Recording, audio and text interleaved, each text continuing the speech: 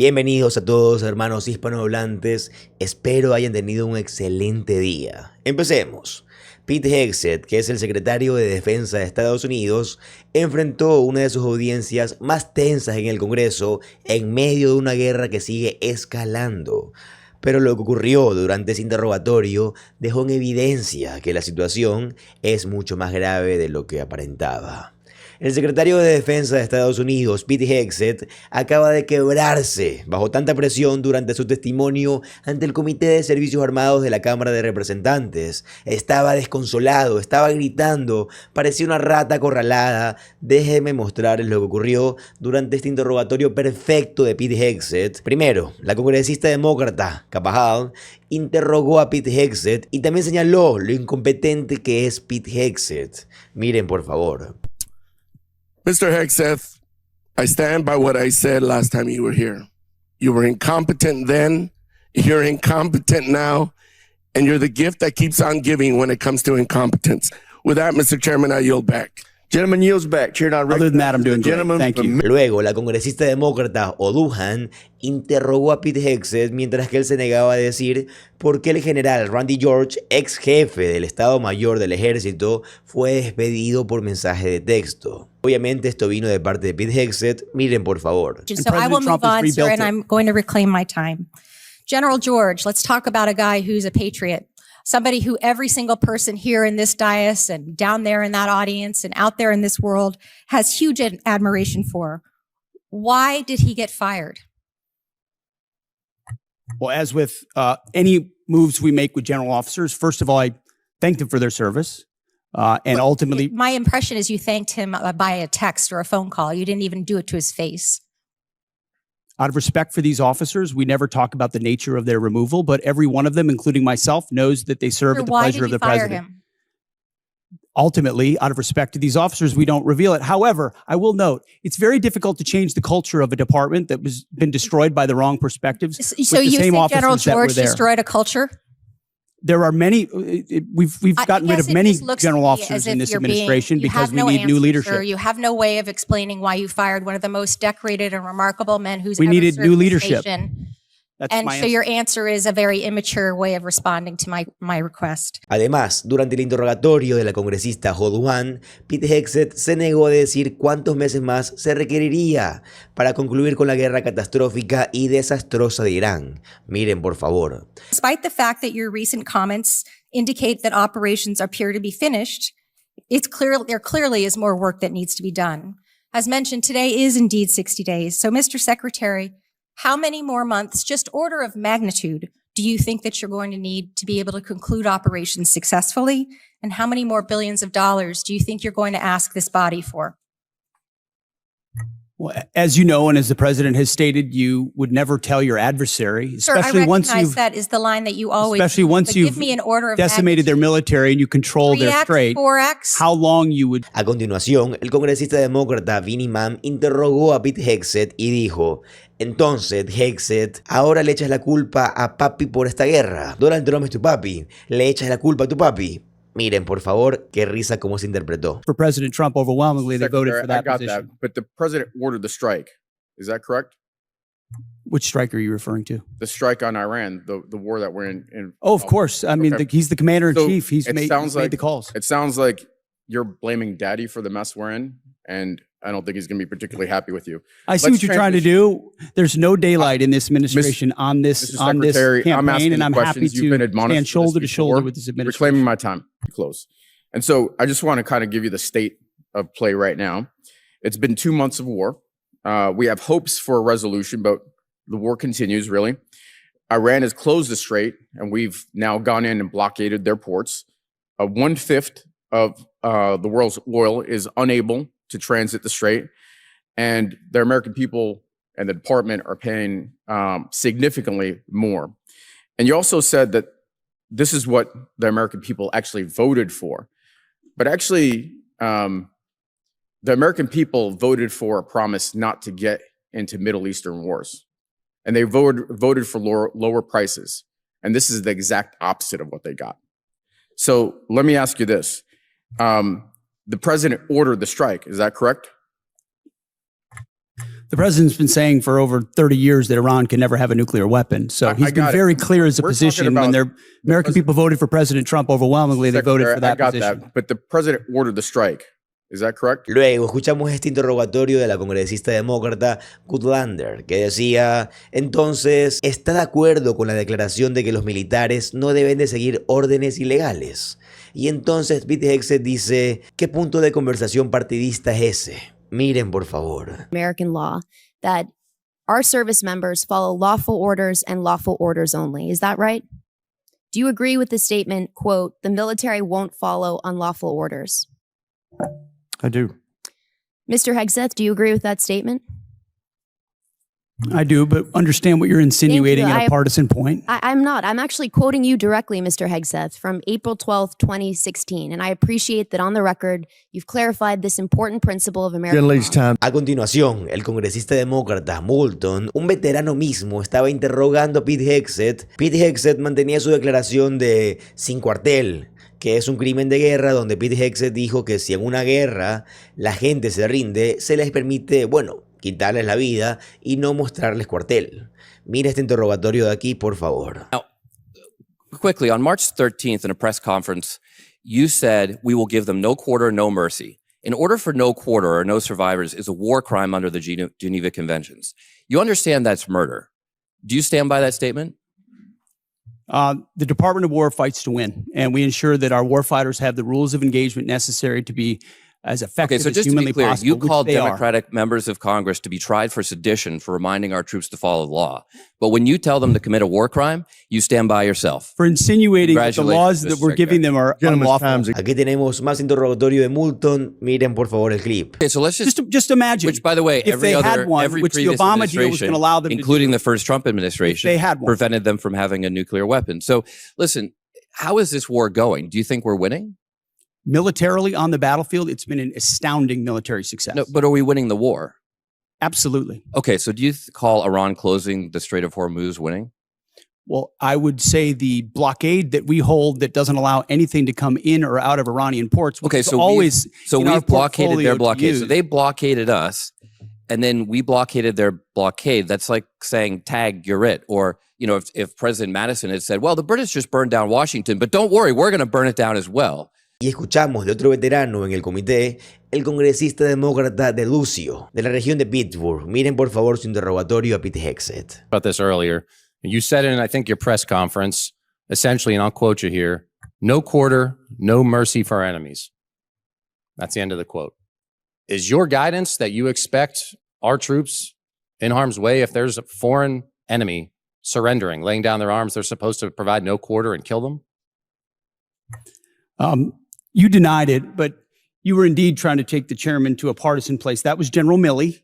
That was the previous administration, which played politics. We don't play that way. It's a simple question. I'm asking you what you meant. We fight to win, and we ensure the rules of engagements are such that our troops have every authority possible to. I'll give you another chance. In saying that, are you trying to tell commanders that that's what you expect? You're in the chain of command.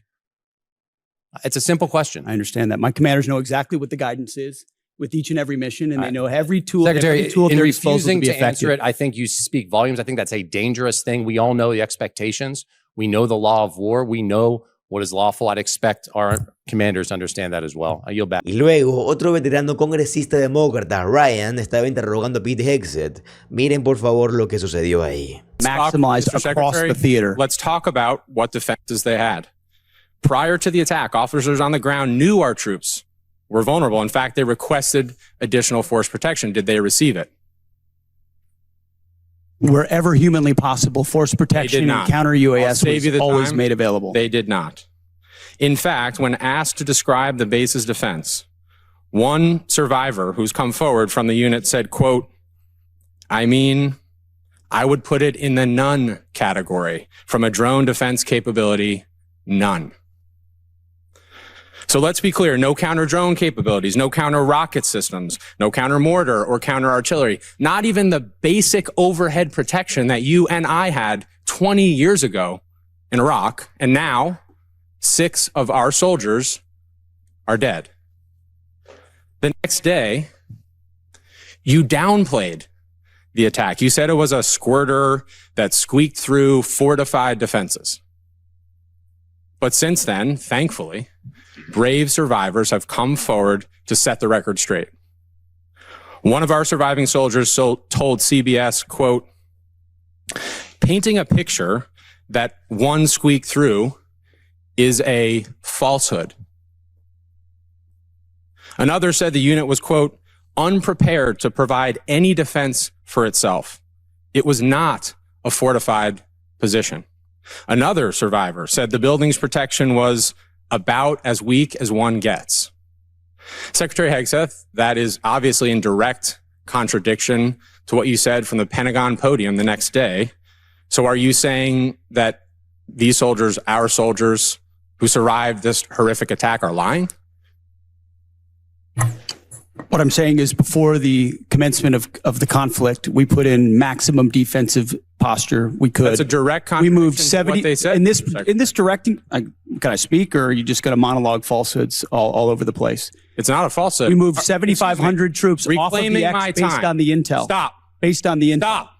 Reclaiming my time. Because you yell doesn't make you right. calling, Just because you yell doesn't make you right. I'm reclaiming my time on behalf of these survivors. You just said what they said is a falsehood.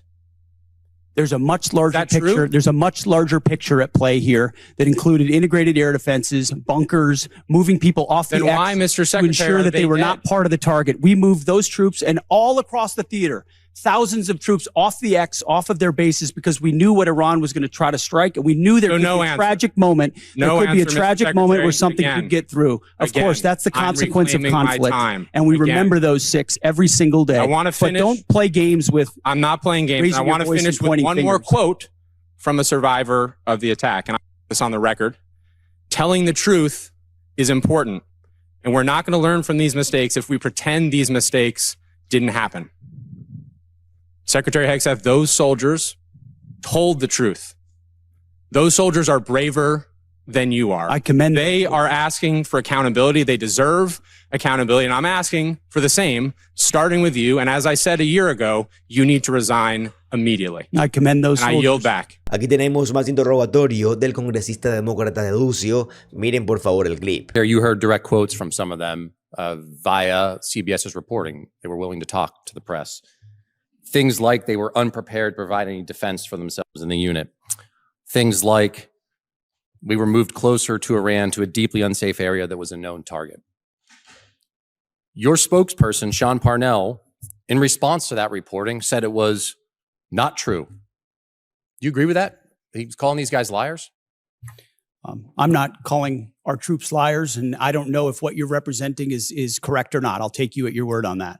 But all I know is that we took every effort possible at the commencement of this campaign to ensure the defense of our troops, to include moving them off of known bases to places that were not known. And we had intel. Understood, intel Secretary. Were not known, and then those were fortified with bunkers and Let- other fortifications with theater air defenses. Was our concern that something could I'm going to leak pause you through? there. I'm going to give you a chance. Absolutely. But Secretary, no, I'm going to you're give you a disparaging chance. me that I don't care. I'm about asking the you whether you passing think of- they're no, liars or not. You That's what I and asked you you. are disparaging me that I don't care about the passing of our troops. Nope. That I asked think if you our thought troops they're are- liars, Secretary. That's disparaging Let me and reclaim my smearing time. in every way. Nobody cares more about Gentlemen, the fate of our troops. Nobody cares Mr. about the Mr. health of our troops. Mr. Nobody Secretary, wants to bring them all hope Mr. more than I. Secretary, What I they're understand, doing but is he insinuating controls the we don't time. care. He controls the time. You get to control your answer. And the gentleman's If we're allowed to answer. Mr. Chairman, thank you. Secretary, my question was clear whether you thought they were liars or not. You don't seem to want to answer it. We can move on. Luego, bajo interrogatorio del miembro de mayor rango del comité, el congresista demócrata Smith, finalmente un funcionario del Departamento de Defensa en el régimen de Donald Trump admite que la guerra en Irán ya ha costado al menos $25,000 millones. Miren el clip, por favor. Argue in the conversation here. We have not yet received from the Pentagon the costs of the war.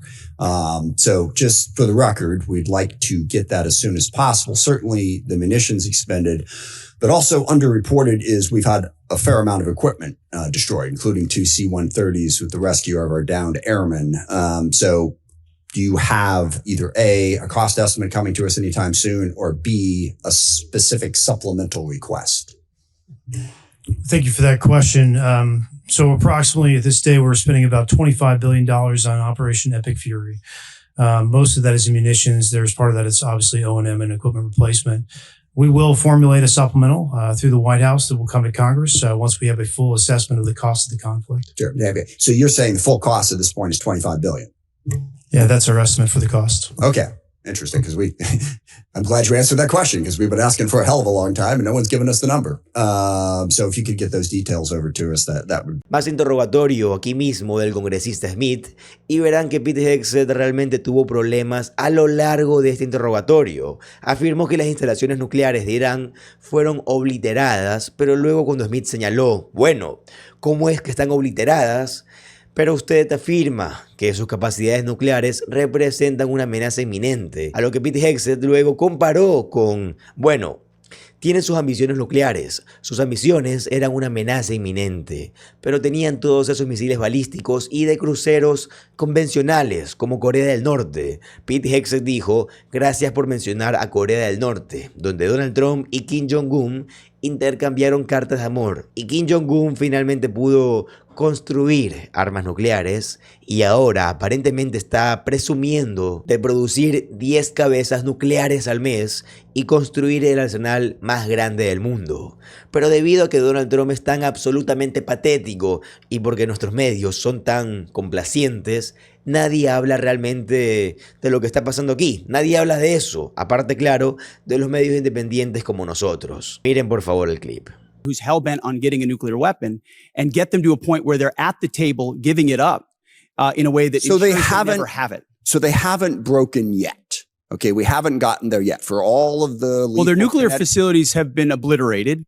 Underground, they're buried, and we're watching them 24/7. So we know where any nuclear material reclaiming might be. My time for we're just watching a quick second here. We had to start this war, you just said, 60 days ago, because the nuclear weapon was an imminent threat. Now you're saying that it was completely obliterated? They had not given up their nuclear ambitions, and they had a conventional shield of thousands so of Operation Midnight Hammer accomplished nothing of substance. It left us at exactly the same place we were before. So much so their that facilities we had to start were a bombed war. and obliterated. Their ambitions continued, and they're building a conventional shield. All right, of let me missiles. try again. It's the North Korea strategy. You know this very well. The North Korea strategy was use conventional missiles to prevent anybody from challenging them so they could slow walk their way to a weapon. President Trump saw Iran at its weakest moment, took an action to ensure in a way that only the United States of America could do with our Israeli partners And yet to ensure they their still haven't given conventional up the nuclear. shield was All right. brought One to other heel, which question, we've done. if I could. Más interrogatorios aquí. El congresista demócrata Adam Smith a Pete Hegseth, donde Smith dice, ¿cómo es que estás tan equivocado sobre Ucrania? ¿Verdad? Hace 14 meses nos dijiste que Ucrania iba a ser completamente conquistada por Rusia, así que mejor que hagan el mejor acuerdo que puedan. Objetivamente no sabes de lo que estás hablando. ¿Cómo concilias eso? A lo que Pete Hegseth responde, Joe Biden, Joe Biden, Joe Biden. ¿Qué tiene que ver Joe Biden en todo esto? No tiene sentido. Miren, por favor. So on Ukraine, a year plus ago, your advice, the president's advice was Ukraine had no cards to play. They should go cut the best possible deal they could. Clearly that was wrong.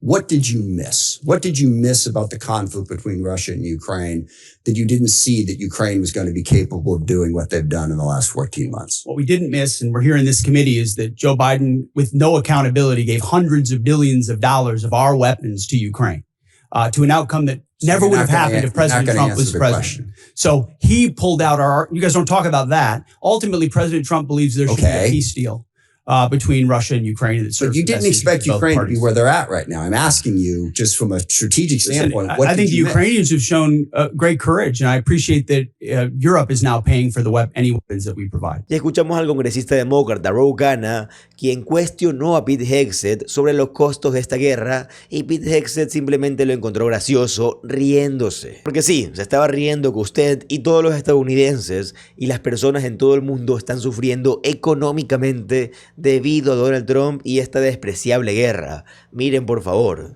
How much did it cost American taxpayers in terms of the strike to the Iranian school where kids were killed? Do you have that number? In terms of the missiles we used? As I've said, that unfortunate situation remains under investigation. You don't know how much it costs the taxpayer? But I wouldn't tie a cost to that, to anything. It's a reasonable question, no, sir? I mean, our taxpayer money was going there. Do you know how much it will cost Americans in terms of their increased cost in gas in food over the next year because of the Iran war? I would simply ask you what the cost is of an Iranian nuclear bomb. I'm going to give you that opportunity. I would simply ask you what the. You're playing gotcha questions about no, it's domestic not. things. I'm not. You're saying it's a gotcha question to ask what it's going to be in terms of the increased Why cost won't of you gas answer what and it costs to prevent Iran from getting a nuclear bomb? I give you that, sir. But let me. What would it cost? What would you pay to ensure Iran doesn't get a nuclear bomb? What would you pay? I reclaim my time. Do you not know? You had no one do the analysis of what the increased cost of gas and food on the American people are going to be?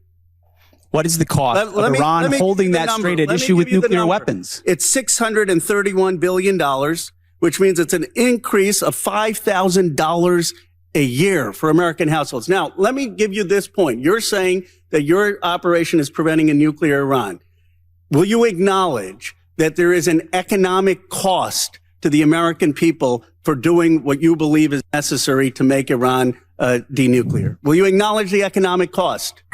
We have an incredible economic team that's managing this better than what the previous administration did to our economy, what the previous administration did for the inflation, what the previous administration did with COVID, and you're going to lecture this administration about the economy? You know what is upsetting? Incredible. You didn't even do the analysis on how much it's costing the American people. It's one thing if you said, okay, it costs the American people $5,000, but we think it's worth it. That's what we've done in World War II and other wars. Here's what it costs. You got to pay for it. You don't even know what the average American is paying. You don't know what we paid in terms of the missiles that hit the Iranian school. You don't know what we're paying in terms of gas. You don't know what we're paying in terms of food. Your 25 billion number is totally off.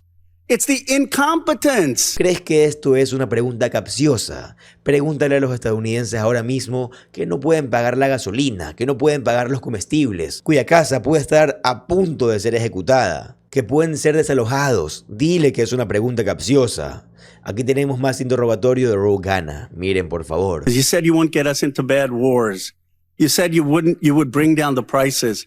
You know what I'm sad for? I'm sad for all the people who voted for Trump. I'm sad for them because you betrayed them. You betrayed a lot of that MAGA base. And you know who knows that? J.D. Vance knows that. Gentleman's time's expired. Chair now recognizes the gentleman from Nebraska, Mr. Bacon. Thank you, Mr. Y luego, bajo el interrogatorio de la congresista Tucada, Pete Hegseth dijo que Los Ángeles habrían estado en llamas el verano pasado si los militares no hubieran intervenido. Habríamos estado en llamas aquí, eso fue lo que dijo. Mira, Los Ángeles no habrían estado en llamas, estaban perfectamente. Nadie te necesitaba. De hecho, hicieron una de las cosas más horribles como lo hicieron en el resto del país. Miren, por favor. 2 years ago. Okay, very good. All right. Well, Secretary Hegseth, if President Trump ordered you to deploy troops to polling places during the midterm elections this fall, which would violate the law I just cited, would you implement his order? Yes or no?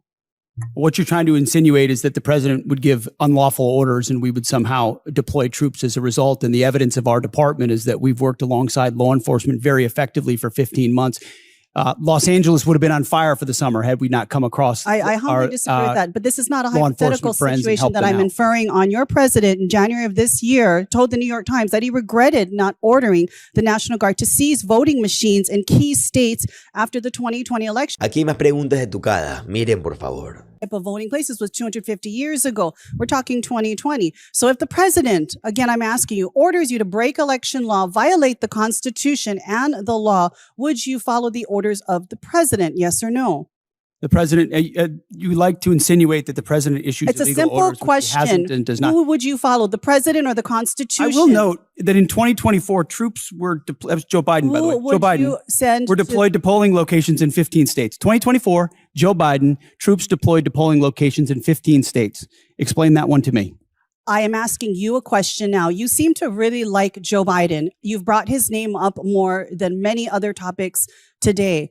Answer the question. En serio, Pete Hegseth, Biden puso el ejército en lugares de votación. Quiero decir, estas personas viven en un mundo distópico falso que simplemente no existe y quieren que nos ajustemos a todas sus mentiras. Y eso es una basura. Son seres humanos basura. Estas personas cada día nos demuestran que no tienen valía como personas y mucho menos como funcionarios.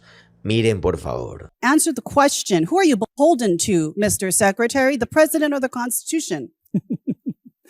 Well, I If you can't answer that question, I 'cause you very couldn't proudly answer served that as question when president. I and asked you, very would you shoot proudly swear an innocent oath to civilians defend in the the leg Constitution. in Los Angeles. So you couldn't answer that either. So I think our answer is very clear. Obviously, you have taken a oath of loyalty only to the president and not the people of this country. Luego tuvimos preguntas adicionales del congresista demócrata Moulton, donde le preguntaron si había considerado el riesgo del cierre del estrecho de Hormuz con anticipación. Miren por favor su respuesta. Of military options that are carefully considered with the associated risks with those options and the considerations therein. So, And we Mr. always Secretary, do that. did you consider this risk? Of course, this department has looked at all aspects of this risk. And So then why because did you this send the department looks, minesweepers, the only minesweepers we had in the Gulf, to Singapore weeks before the war started? we have lots of capabilities that you may or may not be aware of at the classified level. Okay, and to deal so, with by the way, would the mines. Trump class battleships have helped with this? You're talking about a Minesweeping. prospective future battleship, which we welcome in the fleet. Okay, so you're supportive of the battleships. Yes, sir. Okay. Luego, bajo interrogatorio de la congresista Strickland, Pete Hegseth se niega repetidamente a explicar por qué el general Randy George fue removido de su posición en medio de la guerra. ¿Por qué removerías a un jefe del Estado Mayor del Ejército de 4 estrellas, una de las personas más queridas del ejército, si es que no es la más querida? ¿Estabas acaso celoso de él? Eso demuestra lo patético que eres. Miren, por favor. No one is disputing that senior officers serve at the pleasure of civilian leadership. The issue in front of this is whether the decision to remove General Randy George strengthened the Army or created an avoidable disruption during an active operational period. General George, who also served as commanding general at First Corps at JBLM, has been serving for 4 decades, including multiple command and operational leadership roles, culminating as Chief of Staff of the Army, responsible for readiness, force modernization, and the welfare of over 1 million soldiers and civilians. He was removed in the middle of an active conflict involving U.S. operations against Iran, when leadership continuity is most critical. Public reporting indicates that General George's removal may have followed disagreements over Army personnel matters, including concerns regarding withheld promotions. So my question, Secretary, is this. What specific national security risk, mission risk, or leadership concern did General George present that justified removing him in the middle of a conflict, or was he removed because he challenged some decisions being made? As I stated earlier, out of respect to these officers, I don't discuss the nature of the removal, but I would ask an earnest question of you. Where does General George fall in the operational chain of command? So I'm asking you, why did you fire him? No, but don't change you the talked subject, about you sir. talked about an Please operational answer my moment. question. Where does General Please George answer fall my in question. No, it's a simple National question. risk, You're on the House Armed mission Services risk, Committee. Leadership concern. What did he present that justified removing him in the middle of a conflict? Do you know where General George serves in the operational chain of command? So I'm asking you my question one more time, sir. Don't try to flip it on me.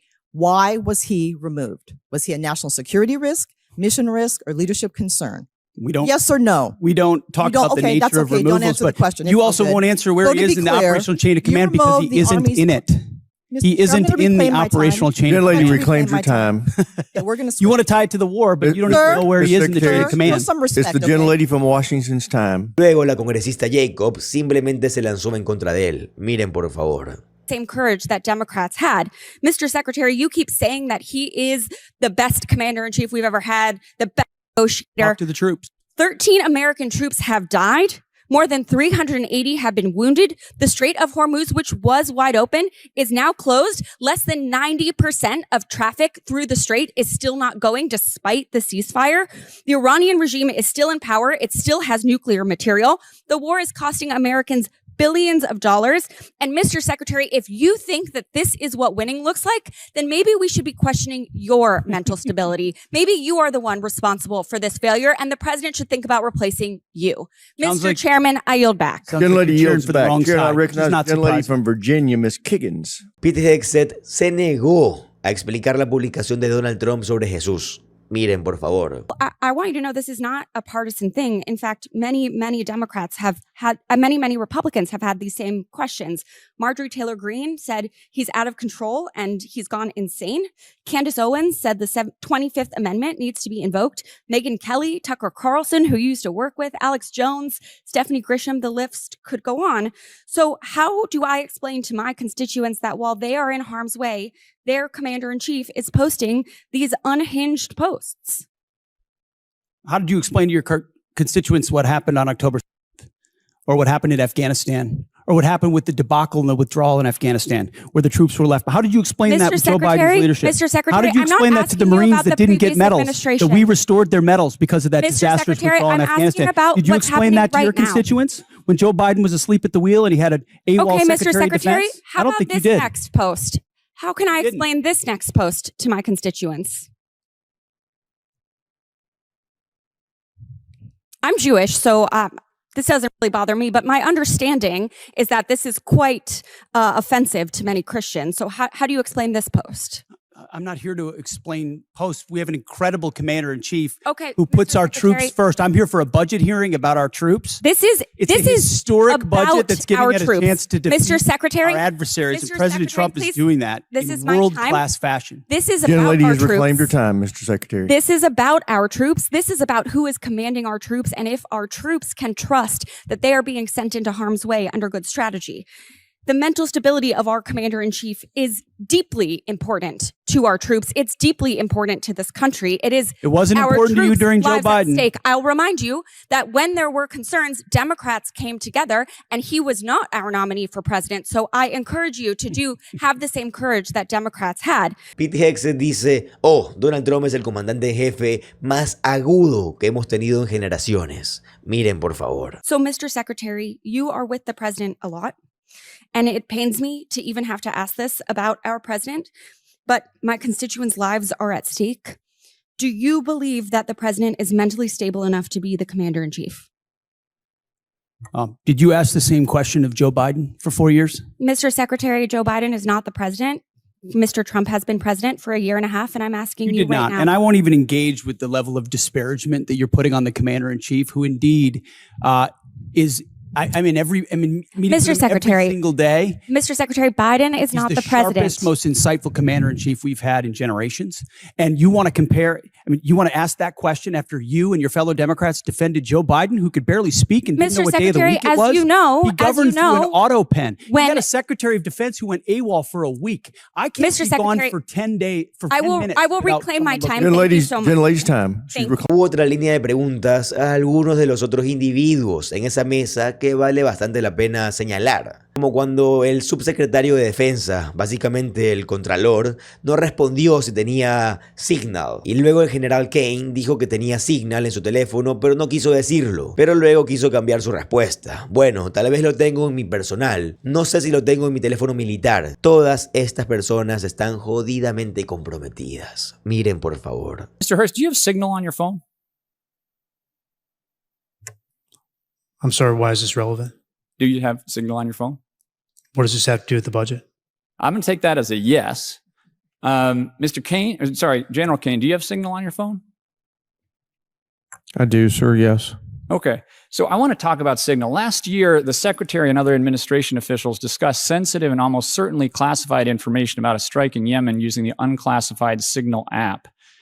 Mr. What's the current policy for Signal on official DoD devices? I'm the comptroller. I don't do CIO work. So therefore, it is allowed? Is that your statement, that it is now allowed to have Signal on your device? Mr. Whiteside, my statement is I run the budget for DOD. Yeah.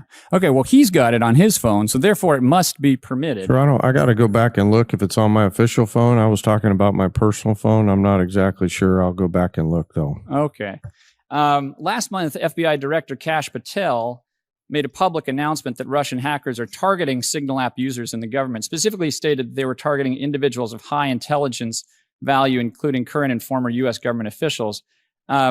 I hope that it is not official policy that you can have Signal on your official phones, and I would love to get a response from the department on that. Luego, el secretario Pete Hegseth dice que fue él quien terminó la investigación sobre los pilotos de helicóptero Apache que transportaban a Kid Rock. Parece que a diario estos helicópteros Apache están con Kid Rock. Esto es tan demente y tan trastornado y tan corrupto. Miren, por favor. An investigation was launched by the 101st Combat Aviation Brigade Command Leadership, but before that review is completed on March 31st, you terminated it via social media post. Did you personally direct termination of that review?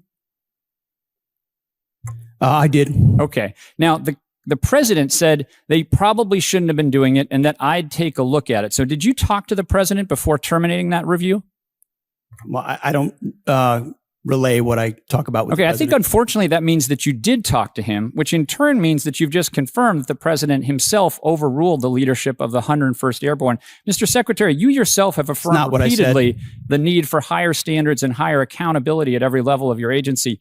Commanders rely on established processes to uphold these standards. How does canceling a command-initiated review by the 101st Airborne leadership support a culture of accountability? Actually, I think I'll ask that of the chairman.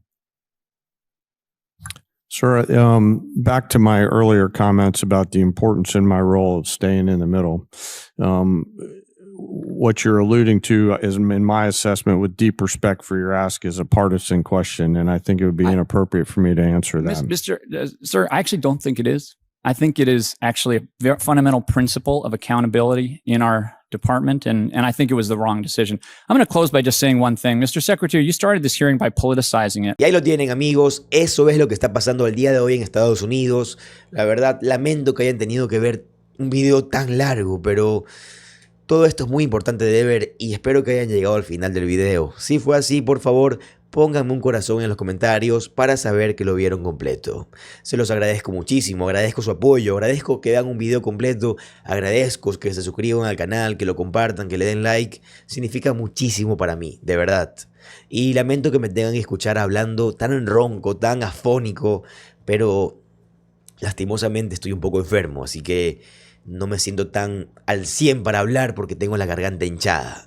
Pero aún así, estoy cumpliendo con mi promesa de informarlos diariamente. Les recuerdo que si les gusta el contenido de política estadounidense, les gusta saber exactamente lo que está pasando en el país, les va a encantar suscribirse al canal, ya que subo videos como estos todos los días. Mi nombre es José Alvarado, soy economista y estoy comprometido a informarlos diariamente. Nos vemos en el siguiente video. Adiós.